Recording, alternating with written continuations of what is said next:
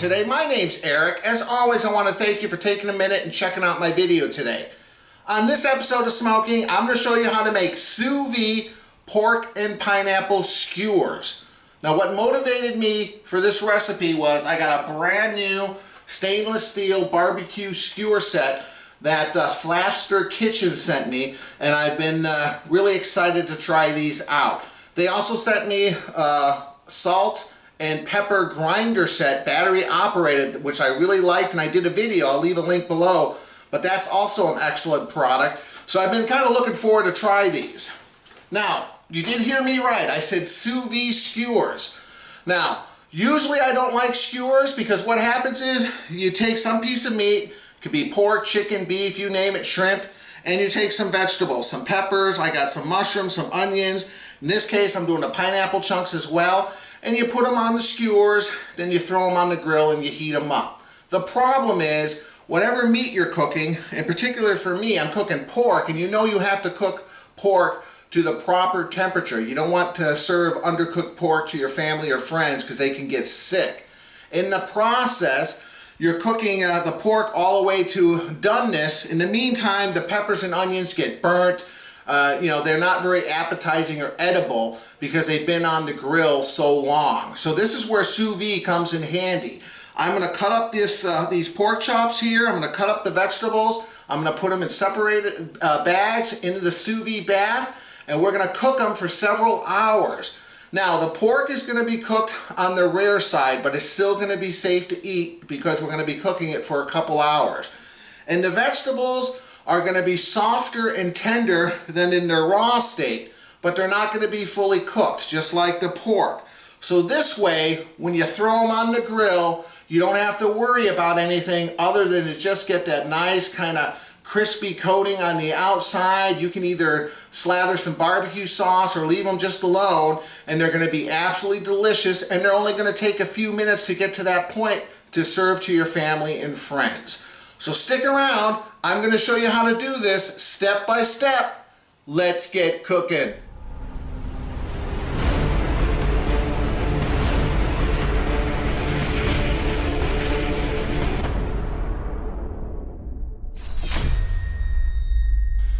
Alright, so here I have the pork. I had 4 pork chops. I cut them into small pieces here.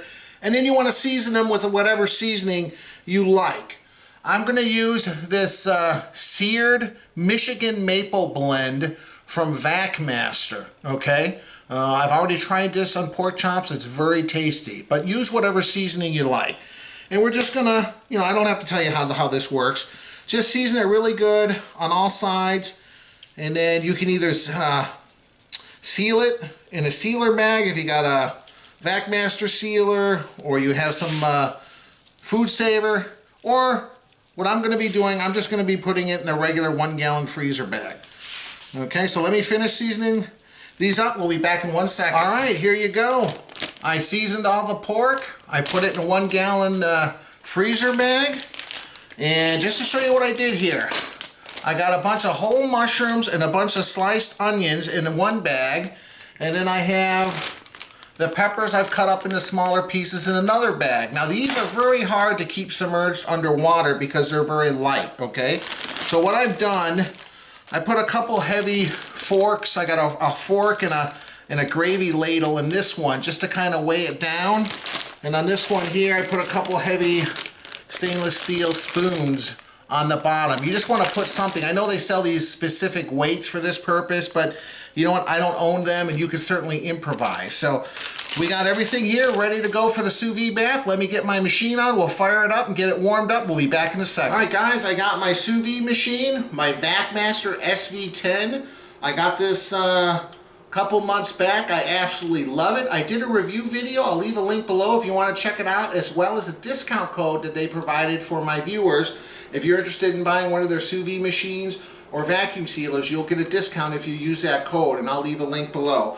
Okay, normally I cook pork. When I'm doing pork chop sous vide, I go 144 degrees, which is like a medium, okay? And then I sear it for a few minutes. This case here, I'm going to go 140. 140 is going to be just under medium, but we're going to cook it for 3 hours, so it's still going to be completely safe to eat. It's going to be a little bit pink on the inside, and sometimes that freaks people out. But that's where throwing these on the skewers, on the grill, you know, they're going to be brought up in temperature, so they're not going to look pink anymore when we're all done, okay? So I got the pork, like I said, I got the vegetables, mushrooms, and onions. We're going to use the old air displacement method. We're going to kind of squeeze all the air out and vacuum seal as best we can all the way up to one little corner. I'm going to stick this in first here. I'm going to stick this one over here on this end. And as you push it down and submerge it underwater, it should force all the other air out, which you see it does there. Creates a little vacuum seal on its own. And just clamp it somehow on the side of your container. There we go. These I'm going to have a little bit more of a hard time, I'm anticipating, because so much less weight. But like I said, that's why I put the forks and spoons and stuff in the bottom there. So let's see if we can get these to be fully submerged. And this is always easier said than done when you're doing vegetables. Yeah, see, it just wants to float. So even with that additional weight, so I might have to put something on top. All right, this is turning into more of a challenge than I initially anticipated. The vegetables I can hold down. These mushrooms are just having a very hard time. I've tried everything here. So what I'm going to do here, like I said, I got a little rack here. I'm going to put this on top here, and I'm going to try to put something heavy on top just to kind of force it like this. You see, now it's all submerged underwater. All right, guys, I really had to improvise here. What I did is I took a frying pan and I clipped it here with my clip that I'm holding the pork on with. That kind of forced it down. I put a little bit of water in there, but it's not really necessary. My main concern is that all the food is underneath the water line. And the water line's way up there, you can see. So now everything's underneath the water line. It was just a little tricky. I'll kind of go around here to show you. And you know, maybe next time I'll try to vacuum seal and see if that makes it easier, or maybe I just need to put like a lot more weight into those bags. But you know what? Improvisation saved the day. So everything's under the water line. Like I said, 140 degrees. I'm going to start the timer 3 hours. Let's see. It started. There we go.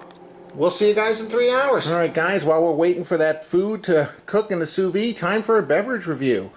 I'm trying a certified USDA organic beer, Pinkus Hefeweizen, world's first organic brewery. I don't know anything about this. 5.1% alcohol, and I know it's made in Germany. That's all I know. Okay, so that's what I'm having, and this is my son Kyle. Say hello. Hello. He's trying something. We're both kind of confused. We don't know what this is. Yeah. He's had some sodas from this company before. Sous Vide. This is prickly pear. So I have no idea what prickly pear is. I've had Sous Vide. I don't even remember. I think you had a root beer from them. If I have, comment that down in the comments, because I don't even know. Yeah, I don't know what it is either, but... Alright, so there's yours. Be careful when you pour it, okay? You don't have to pour it all into the glass at once. Hold your glass kind of sideways, like this. Well, guess not. Just be careful, it might foam over. It's like pink. Okay, stop pouring, stop pouring.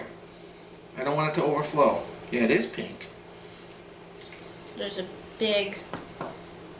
Okay, there you go. I just want to make sure, because sometimes the foam... Alright, well that looks interesting. Prickly pear. Looked like a cactus. I don't know, is that the name of a cactus? Well, I guess you could fit it all in there. Pour the rest of it, no? So. Alright. As always, guys, I appreciate you watching my video. Cheers. Alright, what's it smell like? Oh, it smells like a gummy bear. Like a gummy bear? Doesn't it? It smells like... It smells like raspberry or something. Like a mix... It smells like... It smells like a gummy bear. There's my dog again. Drinking the water. She always has perfect timing. That never fails whenever I turn... She needs to do a water review. Yeah. Whenever I push record on the camera, she's over here lapping up water like she hasn't drank in 2 weeks. Or maybe she Okay. hasn't. All right, cheers, Kyle. Thanks again for watching, guys. This doesn't really smell like anything, a mild maltiness. This is a Hefeweizen. It's very cloudy, as you can see.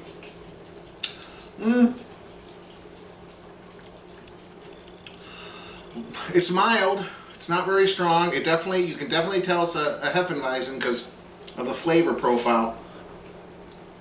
I mean, it's good, don't get me wrong, but I'm not a huge Hefeweizen beer type person. But it's good. Alright, what about yours? That's interesting. Interesting? That's all I have to say? Right, it's hard to describe. It's like, it has an aftertaste. Yeah, it does. What is that? Let's see. Water, pure cane sugar, citric acid, sodium benzoate, potassium sorbite, vegetable extract, natural and artificial flavors. It's made in Whitestone, New York. White Rock Company. Huh. It kind of tastes a little bit like raspberry mixed with something else. I'm not quite sure what. Huh. Tastes like raspberry and pear. Mm. Yeah, now as you mentioned, maybe a little bit of pear in there. And this is pretty good too, don't get me wrong. I'll definitely drink it, but it's not super impressive. It kind of tastes a little mild, little watered down. It does have a pretty good flavor, but in any case, I will enjoy it. So we got an hour and 49 minutes, 140 degrees. Everything is still remaining under the water line, thanks to the way I rigged it up here with the frying pan. So I'll just let this go, and me and Kyle will enjoy our beverages, and we'll be back in a little bit when this is ready. And I'm just going to throw this on the kettle grill for a few minutes just to kind of add that delicious flavor to it, and it'll be dinner time. Until then, cheers, guys. Thanks for watching. Cheers, Kyle. Cheers. Alright, it's been 3 hours exactly. It just beeped. I'm going to stop this. Now, you can go all the way up to 4 hours. That's up to you. But I would go a minimum of 3. So, let me undo this clamp with the... Well, see, look, now everything stays down. Alright. Let's get this out of here. Alright. So like I mentioned earlier, oh, there's definitely some weight because some liquids come out. So all I'm going to do now is just empty these bags onto a tray, and then we're going to assemble our skewers. There we go. And last but not least, now if you really wanted to cook the vegetables more, you could crank this up to I think it's 183 degrees and do this longer and get them more done, but I think this is fine. They're kind of more soft and they're a little bit more tender, so when we put them on the skewers on that kettle grill, they're going to cook up just perfectly. But we got a good head start. Now we know everything is pretty much cooked. It's safe to eat, so our only purpose is just to crisp it up on the kettle grill. So we'll be back in a second. Alright guys, so here I have everything laid out. I've already started. I wanted to show you guys this nice set. The Flaster Kitchen. These skewers are really nice. They're nice because they have a little pusher here that's locked into place, but you can just simply push it. There's a little groove in the skewer itself, and then it really helps when it's all done. It's really hot. You can slide all your meat off. So, but anyway, very easy. Just start alternating between the mushrooms, the onion, a nice piece of orange pepper, a piece of pineapple, piece of pork, and just keep alternating. You know how it works, pretty easy. Let's put another big piece of onion on there. Oops. Mushroom. Just like so. So I'll continue to do this. We'll be back when this is all done.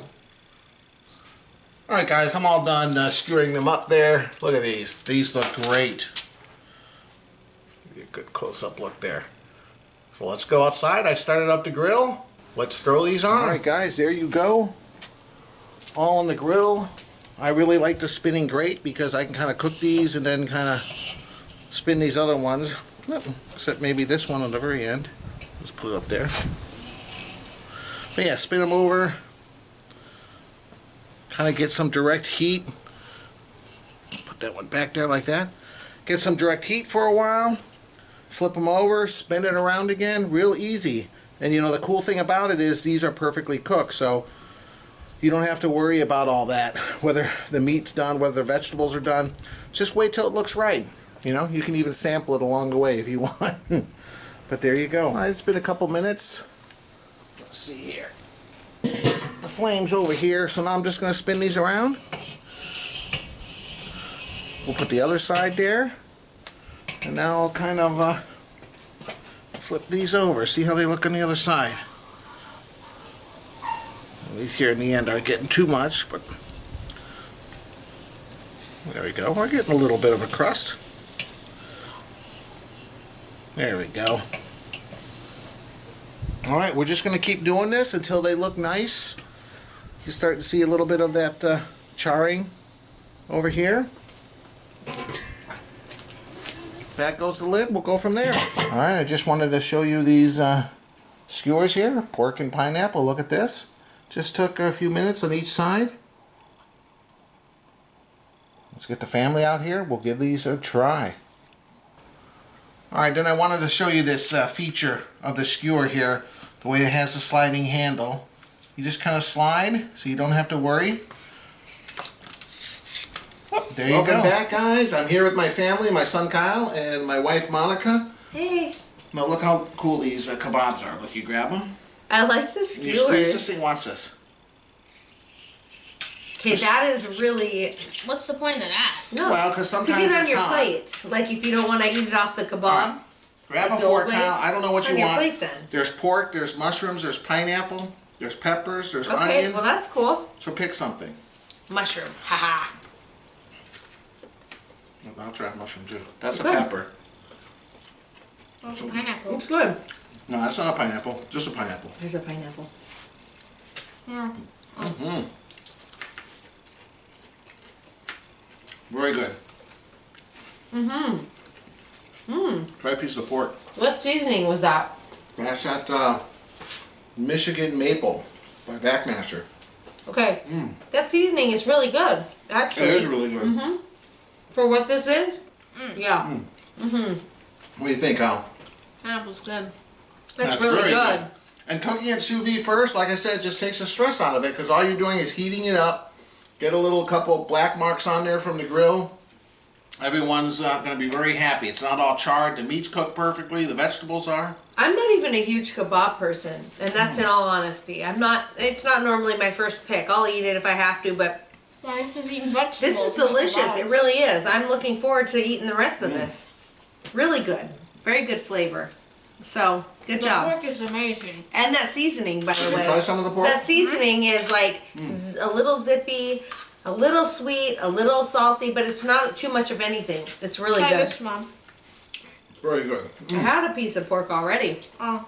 It is good. I agree. The seasoning is very good. It's really well blended. It's not one of too much of. That's a problem with a lot of seasonings, I think, in my opinion. Yeah. Some are too sweet, some are too salty, but this one really, whatever they did Very it well. good. As always, guys, I really appreciate you watching my video. If you like it, please hit the like button. I would love it if you would consider subscribing. You can click that down below. And I'll leave a link above to our website, ericsmokingbbq.com. We'll see you next time. Thanks for stopping by. Bye, guys. Bye. This is really good.